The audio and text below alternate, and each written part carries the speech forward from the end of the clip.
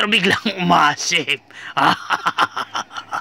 Nung unang panahon, may puno ng santol. Marami ang purak, laglag, bulok at bago na bunga.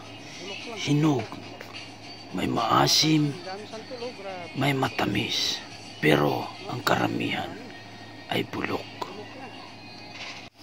At wala yung may-ari, kaya hindi kami makahingi. Nagbaka sakali na lang kami na mayroon kaming makakain, kaya naghanap-hanap kami ng mga bagong laglag. Sa kasamaang palad, lahat ng napupulot namin ay bulok, kung hindi man ay pabulok na rin. May kasama akong tabatsoy. Siya ay kugi mamulot.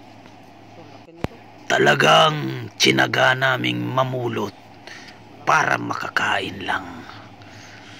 Pero yung ibang napulot namin ay may uod na. Pero si tabatsoy ay nakapulot nang sabi niya ay bagong laglag. Malinis, maputi, walang mantsa. Sabi niya, susubukan daw niya. Kanya ay matamis daw. At gusto niya akong patikimin. Pero sabi ko, ayoko. Pero may napansin ako sa mukha niya na matamis daw sa una. Pero biglang umasip. Ay. Tingnan mo yung mukha. Tingnan niyo yung mukha. Matamis daw sa una. Maasim daw sa kadugay. Buanga kang bataa ka, patuga-tuga. Tanawa, tingnan niyo yung mukha. Matamis daw.